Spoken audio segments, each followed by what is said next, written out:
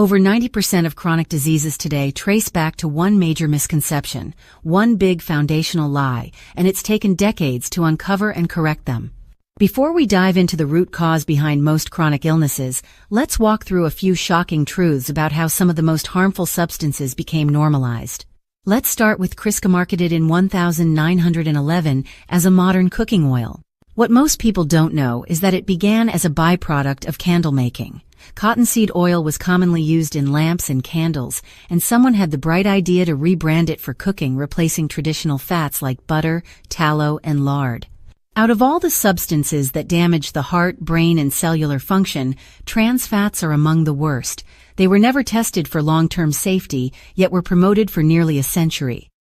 It took over 100 years of mounting evidence and public pressure before any meaningful restrictions were placed on trans fats.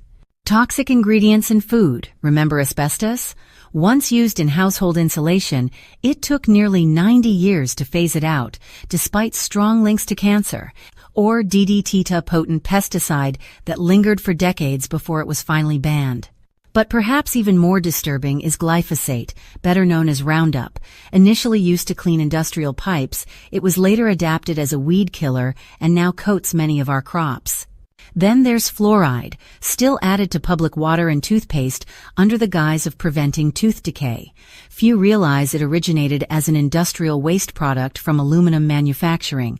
The idea to add it to drinking water was marketed as a public health win, but recent studies now suggest that fluoride exposure, especially in early life, may reduce IQ.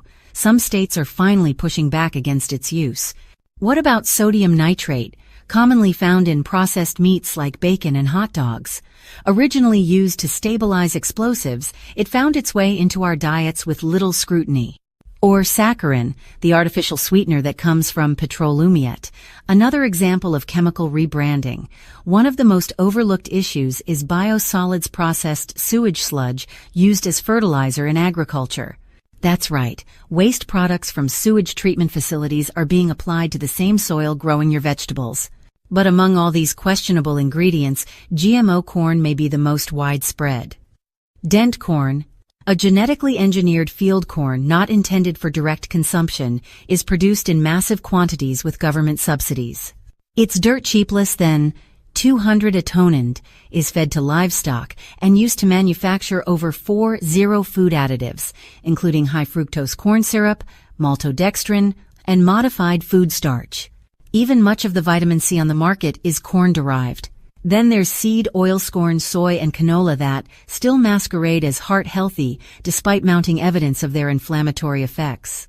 We've been told grass-fed red meat causes cancer, lumping it into the same category as processed meat.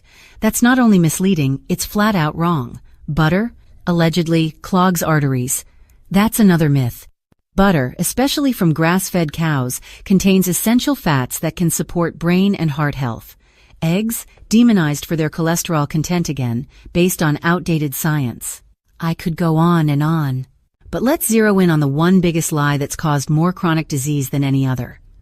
Carbohydrates are essential for health. We've been told the brain runs best on glucose, that it's our body's preferred fuel source. That's false. Most chronic conditions in the U.S., from obesity to metabolic disorders, are driven by excessive intake of refined carbohydrates and sugars. The single most powerful lifestyle change to reverse disease is reducing your carb intake. That's why the keto diet is so frequently attacked, because the results are potent and evident. It works 100%. It helps reverse type 2 diabetes, obesity, high blood pressure, mood instability, and cognitive decline. With the majority of Americans now living with at least one chronic illness, it's irresponsible not to offer a low-carb solution. Low-carb diets need to be a recognized part of official nutrition policy. Hardly anyone reads the official dietary guidelines in our beloved country, America, but they matter because states and institutions do follow them. Schools, hospitals, nursing homes, the military, prisons, and registered dietitians all base their menus on them. Doctors who recommend low-carb diets often risk criticism unless those diets fall within the narrow allowances of the guidelines. Critics argue that one size doesn't fit all. We're not proposing that it's about including low-carb as a legitimate option. The current guidelines, as they stand, fuel disease more than they prevent it. The truth is, much of what we've been told about food and health was built on flawed science, corporate agendas, and outdated thinking, but now we have the power to choose differently.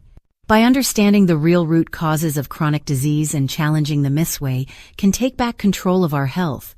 Reducing harmful ingredients and embracing low-carb, nutrient-dense eating isn't just a trend, it's a return to how the human body was designed to thrive. The science is clear, the results are real. Your transformation begins the moment you decide to question the lies and reclaim your health.